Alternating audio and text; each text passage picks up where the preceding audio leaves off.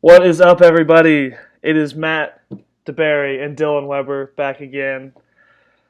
It's been a while since it's just the two of us. It has been. I'm ready to get it going. Long off season. I know you're back at school over at the University of Georgia. Solid game against Vanderbilt. Yeah, it was us three taking the intern Brandon up there. I think we had a good time. But dogs are 1-0, and there's a lot going on, man. Tell us what's been going on at practice, Dylan. Well, it's kind of just been a few things that have been developing. I mean, in fall camp, these storylines of just kind of a few injuries always seem to come up and then stick around for at least 3 to 4 weeks. And I'd say we're about at the 3 week mark of the Jamari Sawyer and Nakobe Dean kind of cases. They've both been dealing with some ankle injuries. Jamari was not really able to play at all. Neither of them played in the game, but I think they were a little more confident that Nakobe would against Vanderbilt. Didn't end up getting to play. I think Kirby said that before the game. He just didn't feel like he was ready. And maybe he could have played, but they're not going to risk it at all with him. There's no point. And I think this week would be a good opportunity to do so, and I think that's the plan. I would be shocked if Nakobe didn't play this week unless, his ankle's gotten worse. And Jamari, I think, will play, but I'm not as confident on that. Yeah, I think it should be a game where both are able to play, but the way Kirby said that, Dean isn't ready to play, surely that's not a mental thing. So it has to be, I guess, the ankle because, he was 5 stars for a reason. We saw him make a noise in the spring, into the fall. So if he were ready to go, I definitely think he would have been out there. So I think the big issue are these are popular names. Guys like Jamari Sawyer, another 5 star top offensive, interior line prospect. A lot of people thought he would, take one of those starting roles as a freshman, like his former teammate Andrew Thomas did.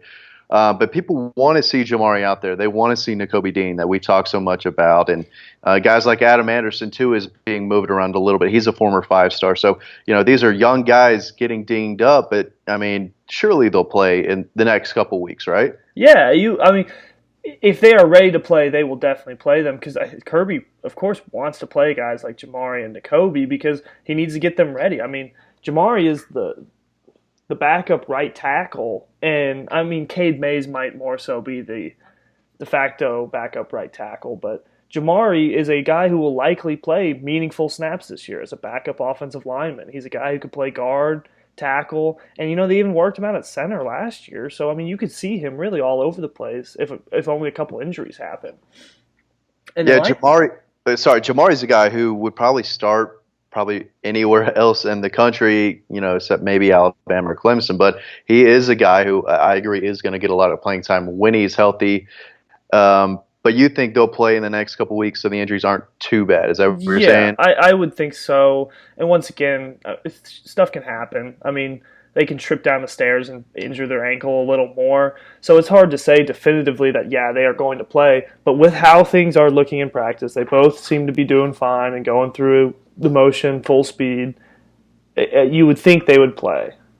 So you saw Adam Anderson or didn't, work out with multiple linebackers. I read your practice report the other day, but it does look like he was getting some look at inside linebacker. Is that what you saw? Well, yeah, he was wearing 25 for scout team, I would presume, because Quay Walker wears 25, but he was working at inside linebacker.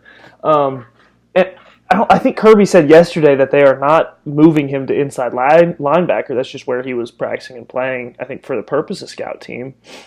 And it's just a little weird because I liked Adam Anderson last year. I thought he played really well in the opportunities he got. And I remember seeing him play in high school and thinking that he was a insanely good player as well. He was really good. So to really see him get moved to inside linebacker right now, it's just, I don't want to say it's disheartening for his future, but it is just kind of shocking. Yeah. Well, another guy who is dealing with some type of injury we saw was Karis Jackson on the big catch and fumble there at the Vanderbilt game. I think that's when he got the injury. But how many weeks is he at? He's like 4 to 6? Kirby said he thinks 3 to 4, but was not very confident in the answer. I think it's pretty early to say. He might be saying 3 to 4 optimistically. But he had multiple fractures in his hand, I think he said. Yeah. And so 3 to 4 is the hopeful outlook of it, but we'll see, man. I mean, it could always go a little more than that. I mean, Ben Cleveland, that last year was a leg injury, but I think that was only supposed to be 4 to 5 weeks, and it ended up being almost the entire season. So Yeah.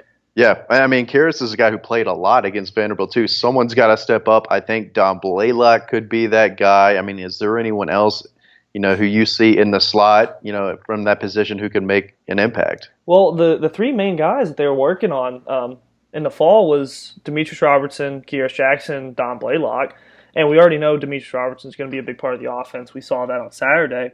So, like you said, and Kirby said this as well, this is kind of Don Blaylock's opportunity.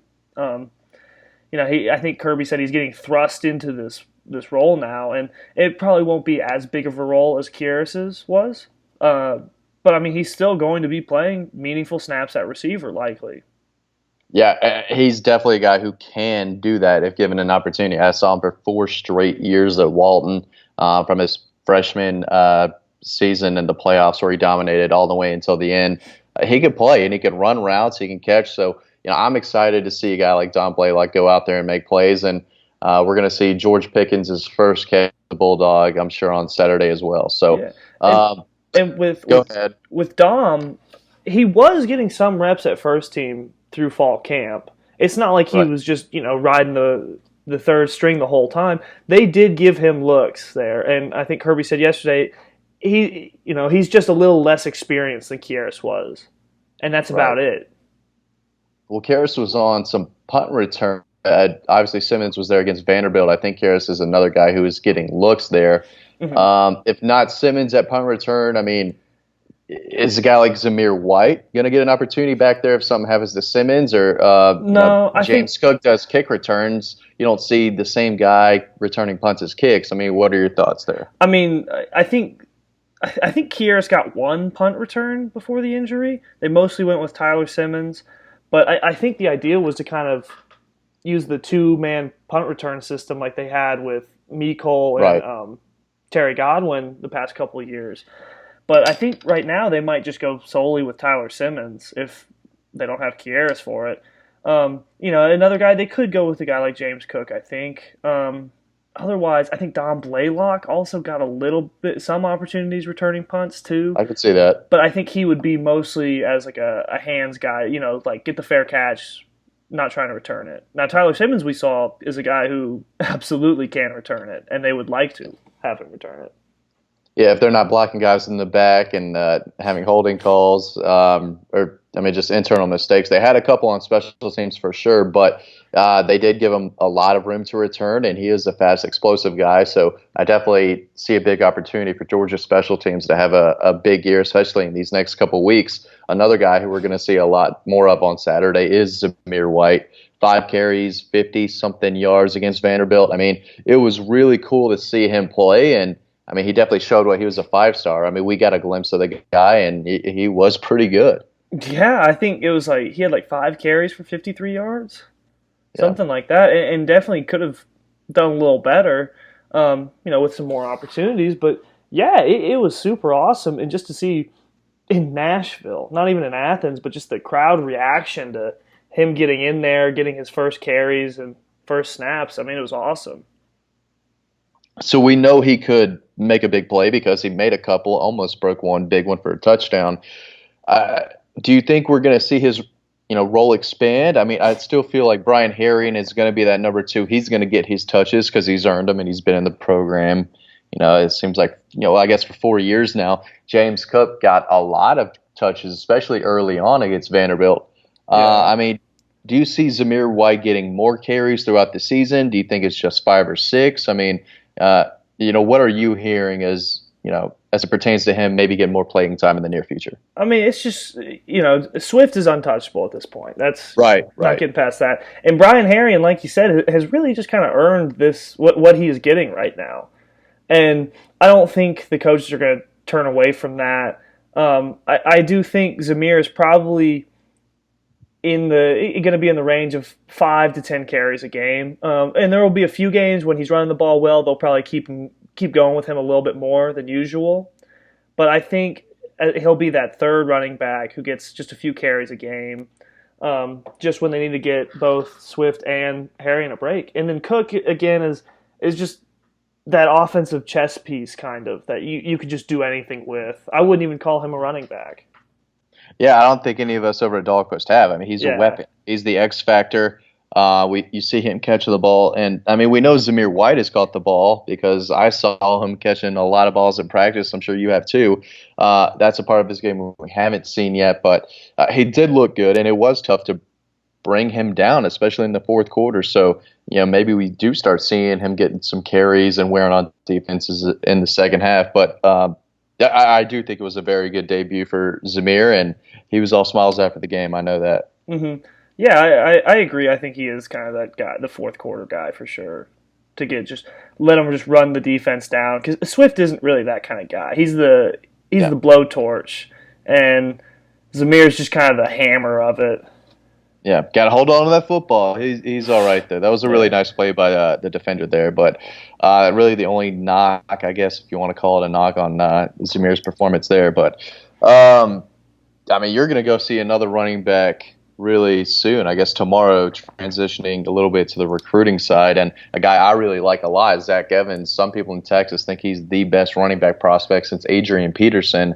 Not the biggest guy. I think he's like 6'1", 200, which is big. He's not Kendall Milton big. He's not as fast as DeMarcus Bowman, who's committed to Clemson, but he does check all the boxes. He's the top-ranked running back, and Dylan, we've got you going out there to see him tomorrow. What are you expecting? Have you seen his highlights recently? I did watch some. Just not. It's been a while since I've seen him. I think it's a few months, but I remember you telling me the exact same thing you just said, that people are calling him the best running back prospect since Adrian Peterson.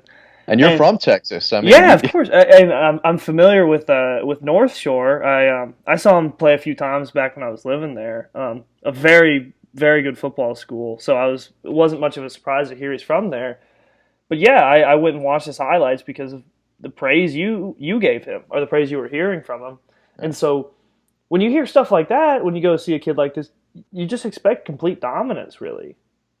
Yeah, I know the competition, is tough. I don't know exactly who they're playing, but he is in a region where they do play really good teams. You're more familiar with Texas than I am. Katy is not Houston, is it? It is Houston. It's suburbs of Houston. Okay. It's pretty far outside of Houston, but it is the Houston area.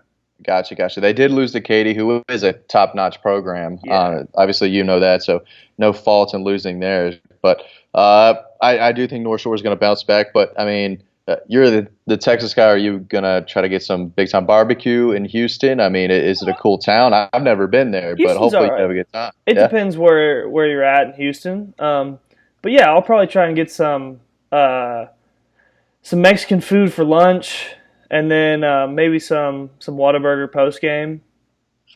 Okay. Is it cooler than Dallas?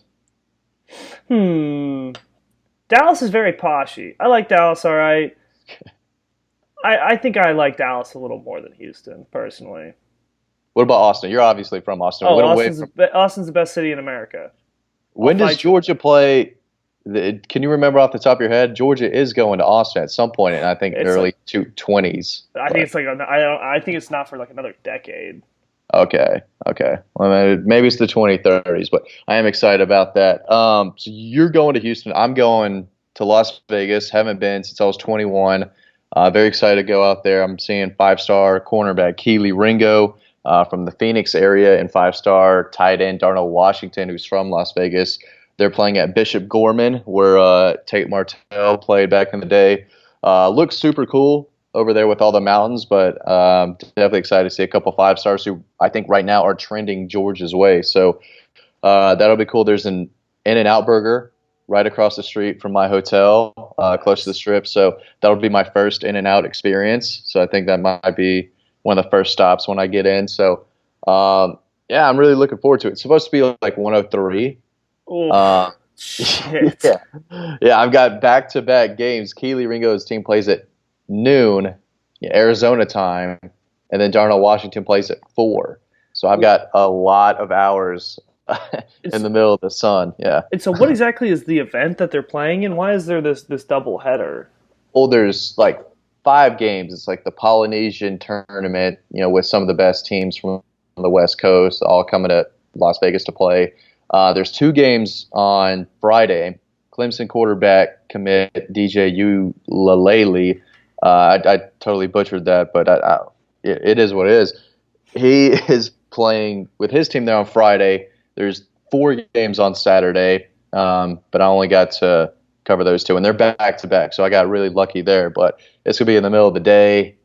I'm a little worried, but at least I don't have to be the big guys out in pads running around the whole time. Yeah. So you're just hitting the button. Well, so what are you expecting from those 2? I mean, like you said with Zach Evans' dominance. I mean, I've covered Georgia recruiting since 2014. And when you do that, you know what a number 1 class looks like. You know what these guys are supposed to look and play like and perform. And when you're a 5-star guy, you're supposed to be one of the top 30 players in the entire country. So I'm expecting both of these guys to not only play like a top 30 player, but play like a top 15 player, which is where they're ranked. So it's going to be tough with Ringo. Obviously, a cornerback can be taken out of the game a little bit more. Yeah. But I talked to his coach last week, and he said we're going to try to get him involved as much as we can. He's going to be the leader on the defense, which is tough when you're the cornerback and you're trying to lead the defense and make sure everyone's lined up because you can be kind of isolated, especially if you're following around the team's best receivers. So I'm not expecting any, big-time interceptions. I'm expecting some plays, but I'm not expecting them to throw his way very often. But, as for Darnell Washington, I'm expecting him to get the ball and absolutely dominate. I mean, he's almost 6'8", looks like more of a power forward out there, but very athletic, can catch the ball. And I've been watching Eric Gilbert for, 4 years now, so it'll be interesting to go out and watch a guy like Darnell Washington, who is ranked right there with him as one of the top tight ends in the country, and kind of compare the two and see Washington's style of play. And again, I think both are trending Georgia's way, and I expect both of them to basically be the best player on the field. And I think, you're kind of expecting the same as Zach Evans. And when you cover Georgia recruiting, oftentimes that's, the case anyway. So we'll see. It'll be a fun trip. And, all these guys are really good that we see because Georgia right now is recruiting the best in the country. Yeah, and I know I've talked about this plenty with Dean. It is always a disappointment when you go to see a kid and they're not the best on the field. And sometimes you wonder if you're just being a little too critical, but I think for the kids we are seeing this weekend, that's fully the expectation. Yeah. I mean, you've seen enough guys at this point to know as well. You saw Xavier Truss, and you saw a lot of these 2019 kids. So at this point, I mean, you go see a guy like Zamir White and Carson Beck and Jake Fromm, and all these guys are out here, making plays. So what they're supposed to look like coming in the University of Georgia. This is a team competing for national championships, and in order to do that, you have to recruit guys that, Kirby said himself, look like NFL players, not just, really, really good college players. So, when we go see these guys, we're looking, hey, can this kid play in the NFL in a few years? Because those are the guys that Kirby is supposedly going after, and so far doing a pretty good job at it. Mm-hmm. Well, enough about recruiting. Let's get on to our bread and butter with college football. It's a good week at the top for games, I guess, but otherwise it's just a bunch of other mediocre games. I think game of the week is definitely in Austin. LSU heading to take on the Longhorns in DKR. LSU 6-point favorites. Does that seem high to you? It did at first, but the more I think about it, the more I think LSU takes care of business. Maybe I'm crazy, but I know it's on the road. I know Texas is, they're going to be hyped for this, and they are a good team. But I'm on the LSU train more and more. I didn't think I would be this far into the Orgeron era. I didn't think Joe Burrow was that great, but I do believe in their defense, and they do have a lot of playmakers on offense, more than they usually do. It appears. So I do think LSU is going to take care of business, man.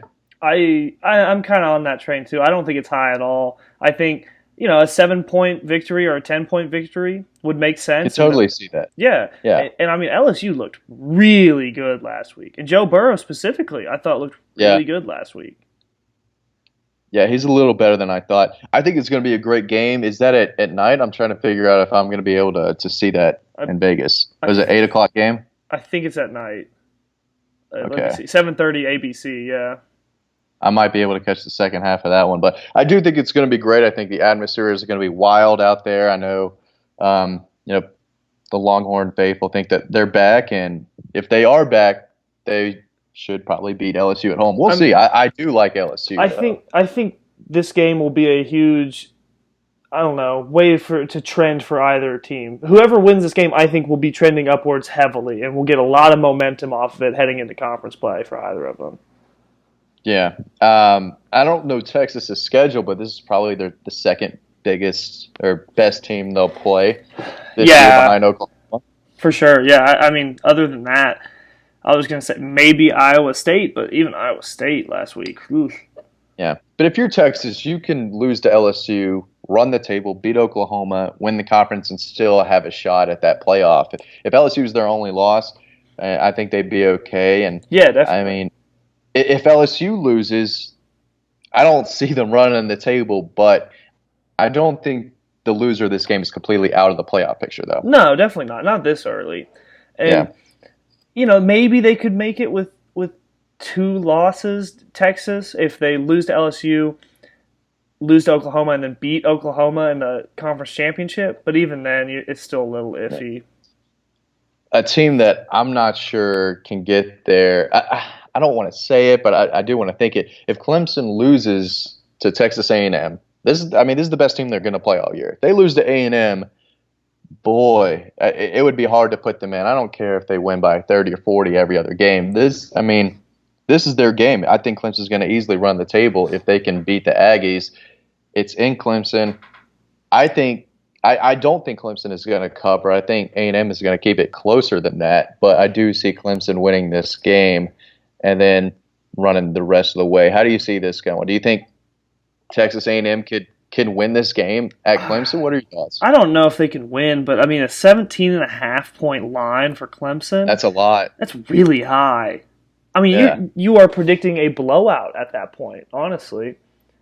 Yeah, and that's a lot of points. I know it's Clemson, but that's a lot of points. But they're playing A&M, who is a solid team, a solid near top 10 team.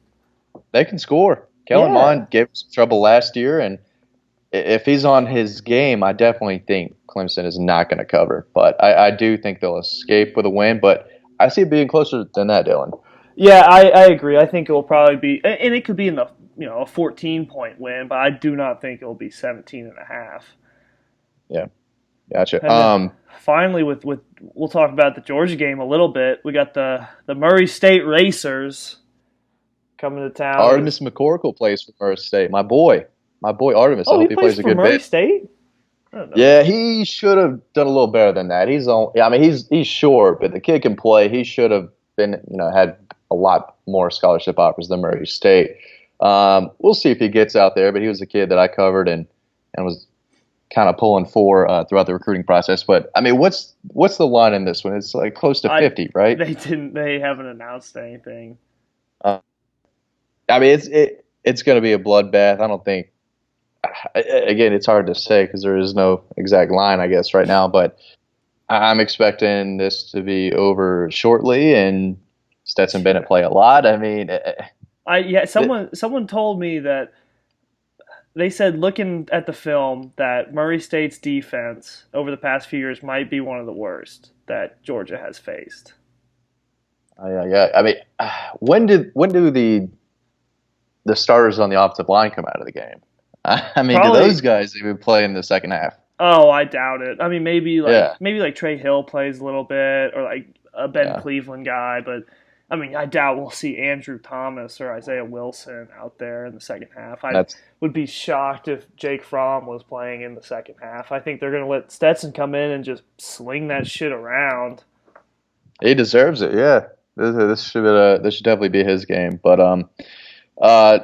the field will be announced with Vince Dooley Field at Sanford Stadium. That'll be really cool. I know there's going to be a lot of people, who have circled this game for that reason. I know I have a couple family who I think have tickets for this, so that'll be a big deal.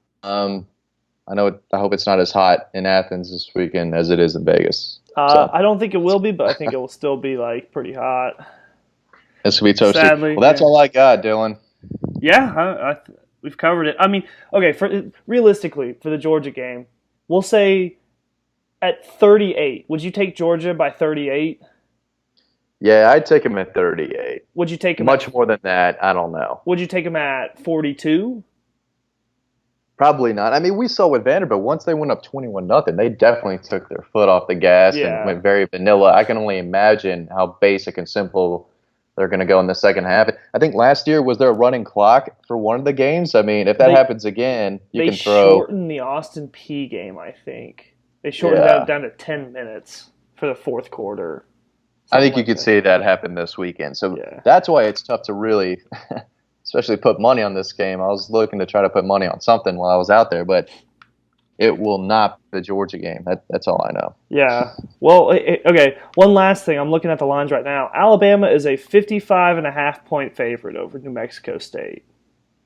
Oh, New Mexico State's bad though. They are. But 50. I don't want to take Alabama there. New Mexico State is really bad, but even then, I'd still probably take them. I think even Nick Saban would call off the dogs after they go. No, that's what I was saying. It's like you got to actively try to run up the score to win by 56 points. Yeah, I mean, you don't even put the ball in the air at some point in the game after that. So that's a lot of points. Well, I think that's all we got. Thank you all for listening in. Check in on dogpost.com, dawgpost.com to see some good coverage from the likes of Houston and Las Vegas. We will see y'all next week. There you go. Thanks, guys.